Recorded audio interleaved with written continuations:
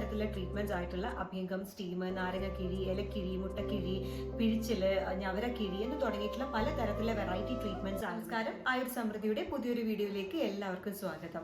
ഒത്തിരി പേരാണ് neck പെയിനും shoulder പെയിനും അതുപോലെ ഫ്രോസൺ ഷോൾഡറും സഫർ ചെയ്യുന്നത്.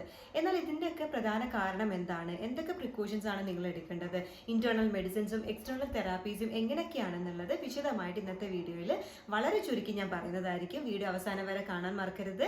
ഇഷ്ടപ്പെടുകയാണെങ്കിൽ ലൈക്ക് ചെയ്യാനും സബ്സ്ക്രൈബ് ചെയ്യാനും ഷെയർ ചെയ്യാനും മറക്കരുത്. So first of all, neck pain അഥവാ അപ്പർ ബാക്ക് പെയിൻ, അതും അല്ലെങ്കിൽ കഴുത്തിൽ നിന്നും വേദന ഷോൾഡറിലേക്കും കൈയിലേക്കും വേദന ഇറങ്ങി വരുന്ന കണ്ടീഷൻസ് വല്ലതും ആണെങ്കിൽ നമ്മൾ ഡോക്ടേഴ്സ് പേഷ്യൻസിനോട് ഒത്തിരി ഡീറ്റെയിൽ ആയിട്ട് ഹിസ്റ്ററി എടുക്കാറുണ്ട്. ഇതിൽ തന്നെ അവരുടെ ഓക്യുപ്പേഷൻ, അവരുടെ പോസ്റ്റർ, അവർ ഉറങ്ങുന്ന സമയം, അവർ കഴിക്കുന്ന ആഹാരം, അവർ എക്സ്ട്രാ എന്തെങ്കിലും മരുന്ന് എടുക്കുന്നുണ്ടോ, കൂടുതൽ സ്ട്രെസ് ഉണ്ടോ, ഫാമിലി, അപ്പോൾ തുടങ്ങിയിട്ടുള്ള ഒത്തിരി കാര്യങ്ങൾ നമ്മളിതിൽ ചോദിക്കാറുണ്ട്.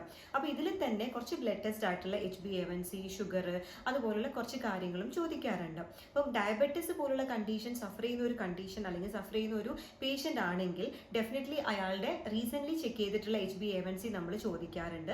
If it is 5.9 then definitely അത് പ്രീ ഡയബറ്റിക് ആയിരിക്കും. 5.9 എബോവ് ആണെങ്കിൽ അതിനനുസരിച്ചിട്ടുള്ള സൊല്യൂഷൻസ് നമ്മൾ സജസ്റ്റ് ചെയ്ത് കൊടുക്കാറുണ്ട്.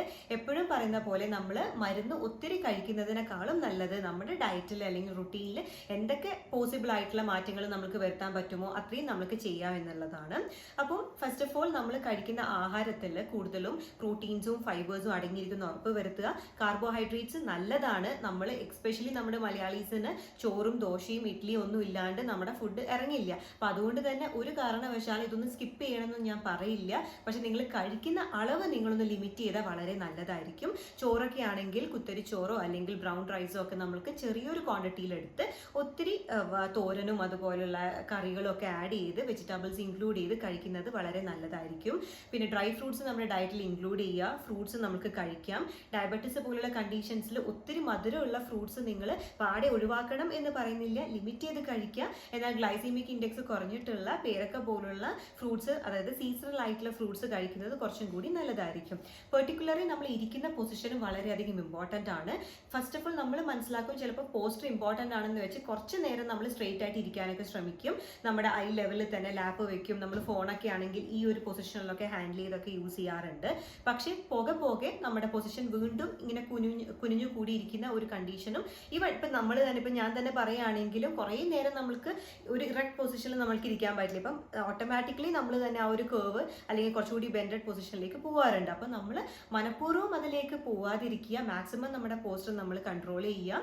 അതുപോലെ തന്നെ കിടക്കുന്ന പൊസിഷനും വളരെയധികം ഇമ്പോർട്ടൻ്റ് ആണ്. അതായത് ലെഫ്റ്റ് സൈഡ് തിരിഞ്ഞ് കിടക്കണം എന്നാണ് നമ്മൾ പറയാറ്. അതിൽ തന്നെ കാല് ഒത്തിരി ഫ്ലെക്സ് ഒക്കെ ചെയ്ത് കിടക്കുകയാണെങ്കിൽ ഡെഫിനറ്റ്ലി പലതരത്തിലുള്ള സ്പൈൻ പ്രോബ്ലംസ് നമുക്ക് പിന്നീട് ഫേസ് ചെയ്യേണ്ടി വരും. ഇങ്ങനെയുള്ള കുറച്ച് കോമൺ മിസ്റ്റേക്സ് നമ്മൾ മാറ്റി പ്രോപ്പർ ആയിട്ടുള്ള ഒരു പൊസിഷനിൽ നമ്മൾ കിടക്കുന്നൊന്ന് ഉറപ്പ് വരുത്തുക. കിടക്കുന്ന ടൈമും എപ്പോഴും റെഗുലർ ആയിരിക്കണം. ഇന്റേണൽ മെഡിസിൻസ് സ്പെസിഫിക്കലി നമ്മുടെ ജോയിന്റ് ഇൻഫ്ലമേഷനും അതുപോലെ ബ്ലഡ് സർക്കുലേഷൻ കൂട്ടാനും കംപ്രഷൻ കുറക്കാനും ഒക്കെ ഒത്തിരി മരുന്ന് ആയുർവേദത്തിലുണ്ട്. അതുപോലെ തന്നെ പലതരത്തിലുള്ള ട്രീറ്റ്മെന്റ്സ് ആയിട്ടുള്ള അഭ്യംഗം, സ്റ്റീം, നാരങ്ങക്കിഴി, ഇലക്കിഴി, മുട്ടക്കിഴി, പിഴിച്ചില്, ഞവരക്കിഴി എന്ന് തുടങ്ങിയിട്ടുള്ള പലതരത്തിലുള്ള വെറൈറ്റി ട്രീറ്റ്മെന്റ്സ് ആയുർവേദത്തിലുണ്ട്. ഓരോ പേഷ്യന്റിന്റെ കണ്ടീഷൻ അനുസരിച്ച് ഡോക്ടർ നിർദ്ദേശിക്കുന്ന രീതിയിൽ നിങ്ങൾ ഫോക്കസ് ചെയ്ത് മുന്നോട്ട് പോകുകയാണെങ്കിൽ നല്ല രീതിയിലുള്ള റിലീഫ് നിങ്ങൾക്ക് ലഭിക്കുന്നതായിരിക്കും. ഇപ്പോൾ ഫ്രോസൺ ഷോൾഡർ പോലുള്ള കണ്ടീഷൻസ് ആണെങ്കിൽ നമ്മുടെ ഷോൾഡർ ജോയിന്റ് ക്യാപ്സ്യൂൾസ് നല്ല തിക്കനും സ്റ്റിഫും ആയിരിക്കും. അതുപോലെ അവിടെ പെയിൻ ഉണ്ടാവുന്നു, നമ്മുടെ മൂവ്മെന്റ്സ് ചിലപ്പോൾ റെസ്ട്രിക്റ്റഡ് ആയിരിക്കും. അപ്പം ഇങ്ങനെയുള്ള കണ്ടീഷൻസിൽ ഒരു മെഡിക്കേറ്റഡ് ഓയിൽ വെച്ചിട്ട്, അതായത് മഹാനാരായണ, മുറിവെണ്ണ, കാർപ്പസസ്ത്യാദി തൈലം തുടങ്ങിയിട്ടുള്ള പലതരത്തിലുള്ള എണ്ണകൾ ഡോക്ടറിന്റെ സജഷൻ വെച്ച് നമ്മളൊരു അഭ്യംഗം സ്റ്റീം എടുക്കുമ്പോൾ തന്നെ നിങ്ങൾക്ക് നല്ല രീതിയിലുള്ള ഡിഫറൻസ് ഫീൽ ചെയ്യും. അതുപോലെ തന്നെ കിഴിയുടെ ബെനിഫിറ്റ്സ് ആണെങ്കിൽ അതിൽ കൂടുതലായിരിക്കും. അപ്പം ഒത്തിരി വീഡിയോസ് ഞാൻ വീണ്ടും പറഞ്ഞ പോലെ ഡയറ്റാണ് ഏറ്റവും നമ്മൾ ഇമ്പോർട്ടൻ്റ് ആയിട്ട് കരുതേണ്ടത്. അതുപോലെ ബ്ലഡ് ടെസ്റ്റ് ചെയ്ത് ചെറിയ എലിവേഷൻസ് അങ്ങോട്ടും ഇങ്ങോട്ടും ഉണ്ടെങ്കിൽ ഒരു കാരണവശാലും ടെൻഷൻ അടിക്കേണ്ട ആവശ്യമില്ല. നമുക്ക് കൺട്രോൾ ചെയ്ത് കൊണ്ടുവരാൻ പറ്റുന്നതാണ്. എന്തെങ്കിലും ഡൗട്ട് ഉണ്ടെങ്കിൽ നിങ്ങൾക്ക് കമന്റ് ബോക്സിൽ നൽകാവുന്നതാണ്. അടുത്തൊരു ദിവസം കാണുന്നത് വരെ നന്ദി, നമസ്കാരം.